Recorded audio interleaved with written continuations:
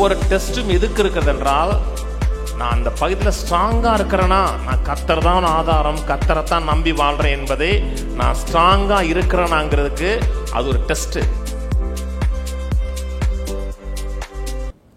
நீ உன் தேவனாய் கர்த்தருக்கு பயந்து உயிரோடு இருக்கும் நாளெல்லாம் நீயும் உன் குமாரனும் உன் குமாரத்தையும் நான் உனக்கு விதிக்கிற அவருடைய எல்லா கற்பனைகளையும் கட்டளைகளையும் கை கொள்ளுகிறதுனாலே உன் வாழ்நாட்கள் நீடித்திருக்க முடியும். ஒரு லேண்டை நான் கொடுக்குறேன், ஒரு நிறைவான லேண்டை கொடுக்குறேன். அந்த லேண்டுக்குள்ளே நீ போய் நிறைவாக வாழ வேண்டும் என்றால், நான் கொடுக்குற வார்த்தைகளை கேட்டு அந்த கற்பனைகளை கை கொள்ளணும். நல்லா கவனிங்க, 10 கற்பனை மட்டும் இல்லை. கர்த்தர் எதுக்கு வசனத்தை கொடுக்குறான்னா கை கொள்வதற்காக தான். எதுக்கு பிரசங்கம் பண்ணுறோம்? டைம் பாஸிங்கா? இந்த கொஞ்ச நாள் இதிலே போர் அடிச்சிடும், டாபிக் மாற்றி டைம் பாஸ் பண்ணுவோம். அக்கா, திருவசனத்தை கேட்குறோம் மாத்திரமல்ல, செய்கிறோம். வசனத்தை கேட்குறோம், வசனத்தை கேட்டு கை கொள்ளுகிறோம். கை கொள்றதுக்காக தான் கர்த்தர் வார்த்தைகளை கொடுக்குறார். அதுக்காக தான் டெஸ்ட் சந்திக்கிறோம். இதில் எவ்வளவு கை கொள்ளுகிறோம், இந்த பகுதியில் எவ்வளோ ஸ்ட்ராங்காக இருக்கிறது தான் டெஸ்ட் வருது. ஸ்கூலில் சொல்லிக் கொடுக்குறாங்க, சொல்லி கொடுத்தோம்னா என்ன செய்கிறாங்க?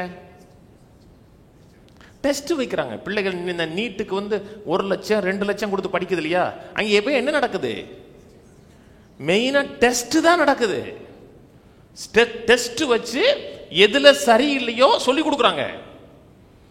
சொன்னது புரியுதுங்களா? டெஸ்ட் வரும் பொழுது நீங்க அழலாம், முறுமுறுக்கலாம், கண்ணீர் வடிக்கலாம். அது குழந்தைத்தனம். நிறைய மக்கள் முறுமுறுக்கிறாங்க, கண்ணீர் வடிக்கிறாங்க. கர்த்தர் மேல குறை, ஆண்டவர் மேல குறை, வசனத்தின் மேல குறை, எல்லாரும் மேல குறை. அதுக்கு பதிலாக டெஸ்ட் வரும் பொழுது, வசனத்தை கை கொள்வதற்கு ஒரு வாய்ப்பு வரும் பொழுது, வசனத்தை கேட்டேன், அப்புறம் என்ன செய்யணும்? கை கொள்ளணும். சாதாரண காரியங்க.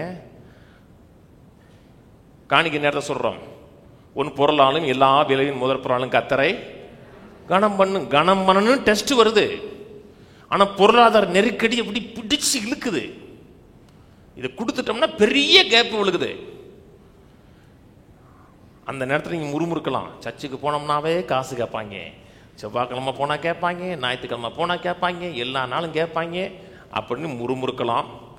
அதுக்கு பதிலாக ஆண்டவரை நீரே என் ஆதாரம் என்பதை நிரூபிப்பதற்கு ஒரு டெஸ்ட்டுன்னு நினச்சிங்கன்னா, டெஸ்ட்டை நீ பாஸ் பண்ணிட்டீங்கன்னு அர்த்தம். ஒவ்வொரு டெஸ்ட்டும் எதுக்கு இருக்கிறது என்றால், நான் அந்த பகுதியில் ஸ்ட்ராங்காக இருக்கிறேன்னா, நான் கர்த்தர் தான் ஆதாரம், கர்த்தரை தான் நம்பி வாழ்கிறேன் என்பதே நான் ஸ்ட்ராங்காக இருக்கிறேனாங்கிறதுக்கு அது ஒரு டெஸ்ட்டு.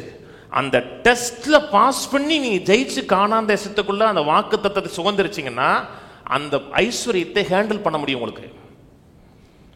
சொன்னது புரியுதுங்களா? கர்த்தரை நம்பினீங்க, கர்த்தரை சார்ந்தீங்க, கர்த்தர் தான் ஆதாரம் என்று சார்ந்து வசனத்தை கேட்டு வசனத்தை நம்பி அந்த பொருளாதார நிறைவுக்குள்ள போயிட்டீங்கன்னா, அந்த பொருளாதார நிறைவு உங்களுக்கு கெடுக்காது,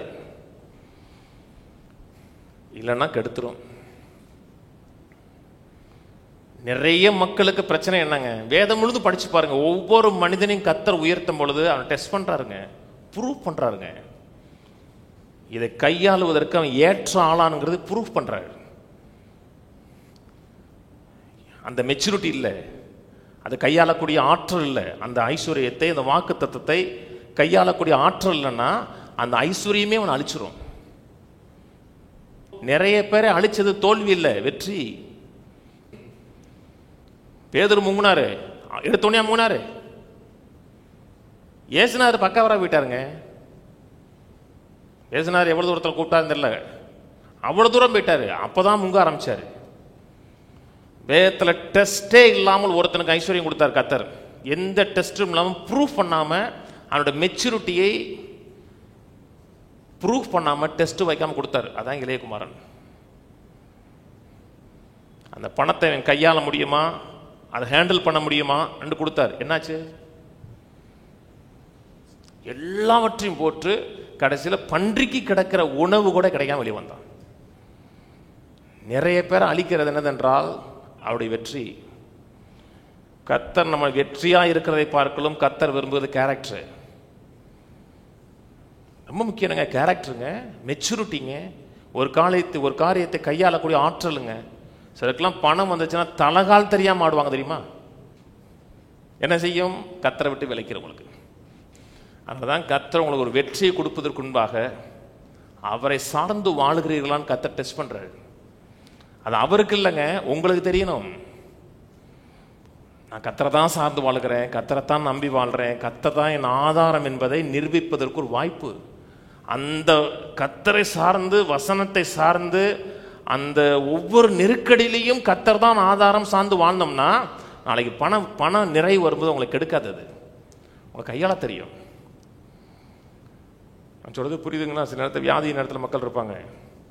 வியாதியை டாக்டர் சுகமாக்க முடியாதுனோம்னா எல்லா சர்வீஸ்க்கு வருவாங்க. ஞாயிற்றுக்கிழமை வருவாங்க, செவ்வாய்க்கிழமை வருவாங்க, வியாழக்கிழமை வருவாங்க, வெள்ளிக்கிழமை வருவாங்க, எப்பப்பெல்லாம் வருவாங்க.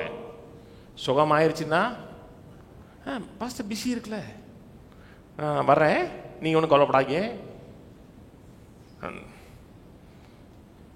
என்னாச்சு? பிஸி.